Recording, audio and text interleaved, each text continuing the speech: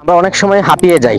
নিজের জীবনের নানান কাজ আমাদেরকে ব্যতিব্যস্ত করে ফেলে, আমাদেরকে অতিষ্ঠ করে ফেলে। ঠিক তখন আমরা যদি একটুখানি স্বস্তি পেতে চাই, তাহলে উচিত আমাদের নির্জনতা অবলম্বন করা, নিজেকে সময় দেওয়া।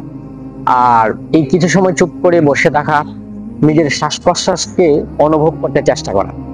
আমার মধ্যে যে একটা প্রাণ আছে, আমি যে একটা মানুষ, আমরা অনেক সময় সেটাকে উপলব্ধি করতে পারি না। আর এই যে আমি শ্বাস প্রশ্বাস প্রতিনিয়ত নিচ্ছি, এটা যে একটা বিশাল কাজ আমি করছি, সেটাকে আমরা অনুভব করতে পারি না।